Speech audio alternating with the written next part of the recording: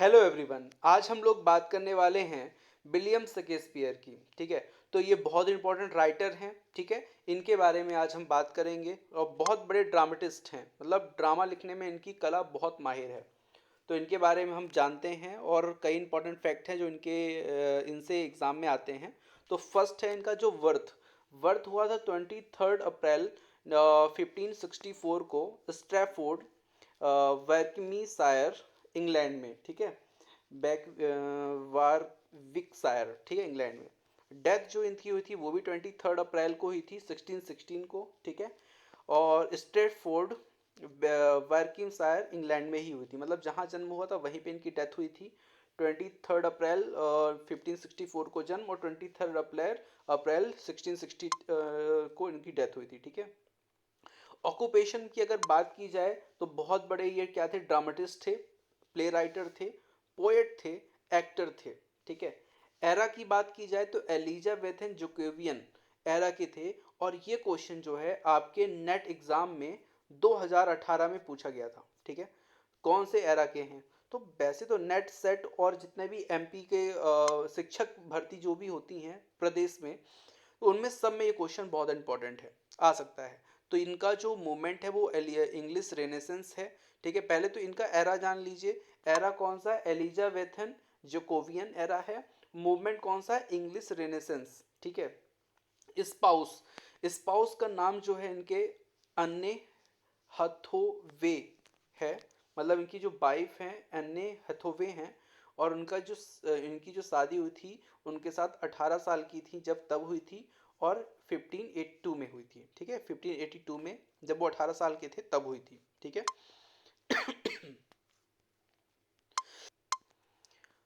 Next point है, इनके जो पेरेंट्स थे उनका नाम था John Shakespeare and Mary Arden, इनकी माता जी का नाम था। ठीक है, including collaboration consist of approximately 39 plays. इन्होंने टोटल 39 प्लेस लिखे हैं। ठीक है, मतलब ड्रामा लिखे हैं। 154 सोनेट लिखी है। इन्हीं के नाम पे एक शेक्सपियर सोनेट का वो भी पड़ गया था, नाम भी पड़ गया था। टू लॉन्ग नरेटिव पोएम भी इन्होंने लिखी है and few few other versus भी इन्होंने लिखे हैं, सम ऑफ अनसर्टेन ऑथरशिप। ठीक है, मतलब बहुत सारा इन्होंने काम किया है अपने जीवन में, इसलिए इनका नाम चलता है। नेक्स्ट है, his plays has been translated into every major living language, मतलब जितनी भी लैंग्वेज है ना, जैसे हिंदी हो गई बड़ी बड़ी, फ्रांस हो गई, फ्रेंच हो गई, रशियन लैंग्वेज हो गई, जितनी भी बड़ी बड़ी लैंग्वेज है सब लैंग्वेज में इनके जो प्लेस हैं उनको क्या किया गया है, ट्रांसफॉर्म किया गया है। ठीक है, ट्रांसलेट किया गया है। शेक्सपियर वॉज लार्जर देन प्लेटो, मतलब ये प्लेटो से ज़्यादा क्या थे, लार्जर थे। एंड देन अगस्त, मतलब अगस्त और प्लेटो से ज़्यादा ये क्या थे, लार्जर थे, मतलब इतना ज़्यादा इन्होंने लिखा था। ठीक है, हिज फेमस वर्क। ठीक है, हिज फेमस वर्क क्या है इनके, अब देखिए मैं फेमस वर्क इनके वर्क कुछ बता देता हूँ, फिर आगे मैं और इसे डिटेल करूँगा। ठीक है, तो हेमलेट जो आपके सिलेबस में है वो 609 में पब्लिश्ड हुआ था, लेकिन राइट जो हुआ था वो 602 में हुआ था। ठीक है, ये ध्यान रखिएगा। रोमियो एंड जूलियट जो है 1597 में इन्होंने क्या किया था, पब्लिश कराया था। ट्रेजेडी थी एक। ठीक है, रोमियो जूलियट जो बहुत फेमस थी, आप लोग जानते हैं, सुने होंगे, इस पर कई पिक्चर बनी हुई हैं। A Midsummer Night's Dream, ये इन्होंने 1600 में लिखा था, और ये एक है कॉमेडी। ठीक है, ओथेलो ओथेलो 1622 में पब्लिश हुई थी, लेकिन 603 में ही इनको लिख दिया गया था। ठीक है, और ये है क्या, एक ट्रेजेडी है। ठीक है, ये चीज़ आपको ध्यान रखनी है। ये भी कभी कभी पूछ लिया जाता है कि जो ओथेलो है वो ट्रेजेडी है, कॉमेडी है, कि पोएट ड्रामा है, कि क्या है। इस तरह से कई बार पूछ लेता है क्वेश्चन, तो ये भी आपको याद करके चलना है। और स्पेशली तो विलियम शेक्सपियर पे तो जरूर, क्योंकि ये बहुत इंपॉर्टेंट पोएट है, राइटर है। द टेम्पेस्ट टेम्पेस्ट जो पब्लिश हुई थी वो 1623 में पब्लिश हुई थी, लेकिन इसको लिखा 1610 में गया था। ठीक है, एल रिहियर जो है वो 1608 में इसको क्या किया गया था, लिखा गया था। द मर्चेंट को 1600 में लिखा गया था। एज यू लाइक इट 1623 में लिखा गया था। ट्वेल्थ नाइट 1623 में लिखा नहीं, पब्लिश कराया गया था। ये सब चीज़ क्या है, पब्लिश कराए गए हैं। ठीक है, मच एडो अबाउट नथ, ठीक है, ये भी 1623 में क्या हुआ था, पब्लिश हुआ था। मतलब इनका जो जितने भी मतलब इनके वो हैं, ठीक है। तो ट्वेल्थ नाइट भी आपको समझ में आ गया, ये पब्लिश हुआ 1623 में। मच एडो अबाउट नथ ये भी 26 में हुआ था, ठीक है। He belongs to rich family, मतलब ये बड़े घराने से बिलोंग करते थे, लेकिन बाद में क्या हुआ, इनके पापा जो इनके जो कर्जा लिए थे वो नहीं पटा पाए, नहीं दे पाए, तो वो क्या हो गए, इसी चक्कर में रुइंड हो गए, बर्बाद हो गए। At the age of 13 he was compelled to leave the school and help the business. मतलब इनको ऐसा भी हो गया कि 13 जब एज में थे तो इन्होंने स्कूल छोड़ दिया अपने पापा की हेल्प कराने के लिए, मतलब या फिर इनको कह सकते हैं आप निकाल दिया गया एक तरह से, फीस न पेड करने की वजह से। It is said that he new Latin, Greek, strong, French, Italian, little week. मतलब ये जो है ना ज़्यादा मतलब जानते क्या क्या थे, तो लैटिन भी जानते थे, ग्रीक मतलब भाषा जिसको बोलते हैं, फ्रेंच भी अच्छे से जानते थे, इटालियन भी, इनकी इटालियन बस थोड़ी सी क्या थी स्ट्रॉन्ग फ्रेंच थी, लेकिन इटालियन क्या थी, हल्की वीक थी। तो ये कुछ लैंग्वेज भी हैं जो ये जानते थे। His married life was not happy, इनकी जो मैरिड लाइफ थी वो हैप्पी नहीं थी, बहुत ज़्यादा खुशी नहीं थी इसमें। He has two daughter and one son, मतलब एक दो तो इनके लड़कियां थी, एक इनके लड़का था। ही लेफ्ट फॉर लंदन इन 1585, 1585 में लंदन इन्होंने छोड़ा, ये कोई इंपॉर्टेंट फैक्ट नहीं है। In 1611 he seems to leave the writing due to his decreasing health. इनकी जो हेल्थ थी वो लगातार बिगड़ती जा रही थी, और बिगड़ने के कारण क्या था, बहुत ज़्यादा ये लिखने पढ़ने में ध्यान देते थे, तो इसलिए इनको मतलब जब नहीं कर पाए वो कार्य, तो 1611 में इन्होंने अपना जो है लिखने वाला काम जो है, राइटिंग वाला काम छोड़ दिया, ठीक है। हम चलते हैं देखिए, विलियम शेक्सपियर के जो वर्क हैं उनको 4 पार्ट में डिवाइड किया गया है, ठीक है। कल जब लाइव क्लास चल रही थी तो आप लोगों ने क्वेश्चन भी किया था कि कौन कौन से पार्ट हैं। तो जो इसका फर्स्ट पार्ट है, द फर्स्ट पीरियड जिसे आप कहेंगे, जो इन्होंने राइटिंग जितनी भी राइटिंग की है ना उसको 4 भागों में बांटा गया। मैं आपको सिंपल सा बताता हूँ। तो 1588 टू 1594 को फर्स्ट पीरियड कहा जाता है, ठीक है। इस पीरियड में जो ना, इस पीरियड को शेक्सपियर की बरसिप कहा जाता है, मतलब पूजा, जो उनका मेहनत है ना, जो कर्म ही पूजा बोलते हैं जिसको, वो इनमें इनका था इस समय पे। He was learning making experiment, ये इस समय लिखने की जो ना प्रैक्टिस कर रहे थे, एक्सपेरिमेंट कर रहे थे, ठीक है। The style of the place of this group is crude and artificial. अब देखिए इन्होंने लिखा क्या क्या, तो इन्होंने लिखा टाइटस एडोनिकस, ये इनके प्लेज हैं जो इन्होंने इस समय लिखे थे।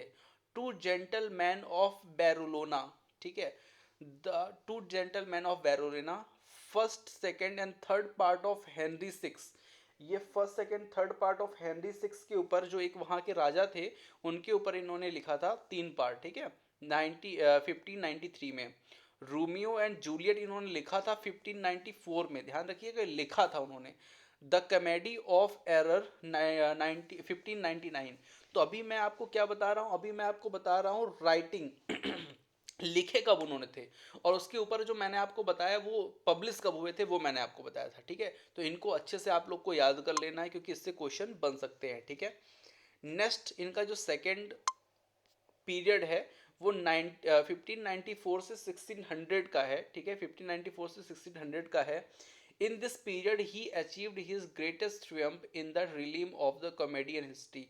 कॉमेडी और हिस्ट्री में इन्होंने बहुत अच्छी सक्सेस प्राप्त की सेकेंड फेज में, ठीक है। इस पीरियड में इन्होंने क्या किया, एक्सीलेंट कॉमेडी लिखी, मैंने ऊपर बता दिया, बहुत अच्छी कॉमेडी इन्होंने लिखी थी। He works number 1 the merchant of Venice, इसमें जो सबसे अच्छा काम इन्होंने किया था ना, द मर्चेंट ऑफ वेनिस में किया था। एक वर्क है इनका द मर्चेंट ऑफ वेनिस, और वो आया था क्या, 1596 में आया था, ठीक है। एज यू लाइक्ड जो इन्होंने लिखा था वो लिखा था 1599 में, और ट्वेल्थ नाइट लिखा था इन्होंने 1600 में, ठीक है। तो ये बहुत इंपॉर्टेंट है, इसको आप लोग को अच्छे से याद कर लेना है, मतलब लर्न होना चाहिए हु बहू अक्षर सा। नेक्स्ट है, आपने फ्रांसिस बेकन का पढ़ा ना, ऑफ स्टडीज, उसमें क्या बोलते हैं, कुछ चीज़ को आपको एकदम निगल जाना चाहिए, तो वो निगलने वाली चीज़ यही है। The third period 1600 to 608 third period इनका थोड़ा सा बेकार था, क्योंकि ये कंट्राडिक्टरी पीरियड इसलिए कहते हैं, चारों में से सबसे अलग ये इसलिए था क्योंकि इसी पीरियड में इनके सन और फादर की डेथ हो गई थी, ठीक है।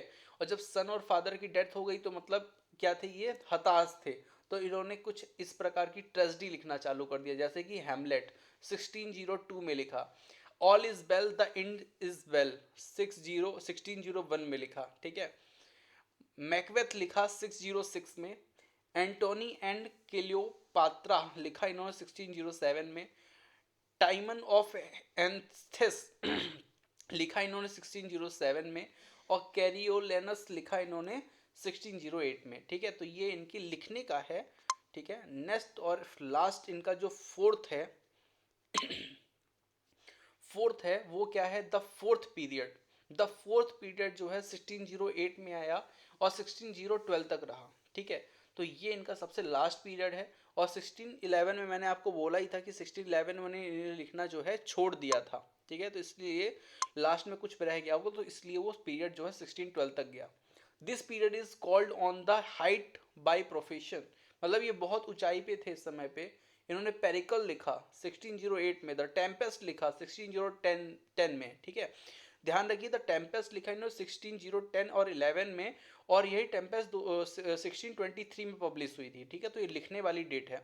द राइटर्स टेल्स लिखा इन्होंने 1611 में, ठीक है। तो ये इनके पूरे पीरियड थे, 4 पीरियड्स में इन्होंने काम किया है, ठीक है, जो कि बहुत इंपॉर्टेंट है। और यहाँ से मैं आपको बता दूं कि एक या दो क्वेश्चन आना अनिवार्य है, अगर पिछले पेपर में भी देखेंगे तो यहाँ से क्वेश्चन जनरेट हुए हैं। और अगली अपनी जो नेक्स्ट क्लास रहेगी वो टेम्पेस्ट के ऊपर रहेगी। मैं आपको बता दूं ये सब पीडीएफ आपको अवेलेबल हो जाएंगी कहाँ पे, रेवा इंस्टीट्यूट ऐप पे। तो रेवा इंस्टीट्यूट आपको ऐप डाउनलोड करना है, और ऐप डाउनलोड करके क्या करना है, वहाँ पे इंग्लिश पीजीटी के कई सारे कोर्स चल रहे हैं, और वहाँ पे कोर्स के साथ साथ टेस्ट सीरीज भी अवेलेबल है। तो अगर आप ज्वाइन करना चाहें तो जाके ज्वाइन कर सकते हैं, बहुत कम प्राइस में मैंने उपलब्ध कराई हैं चीज़ें, तो आप ज्वाइन कर सकते हैं। अगर आपको व्हाट्सअप ग्रुप में ऐड होना है तो व्हाट्सअप ग्रुप में ऐड होने के लिए आपको इस नंबर पे क्या करना है, मैसेज करना है, अपना नाम लिखना है, आप कहाँ से हैं, और अपना प्लेस लिखना है, कहाँ से, नाम और प्लेस लिखना है, और किस चीज़ की आप तैयारी कर रहे हैं, जैसे इंग्लिश पीजीटी की तो इंग्लिश पीजीटी आपको लिखना है, ठीक है। मिलते हैं नेक्स्ट क्लास में। Thank you for watching.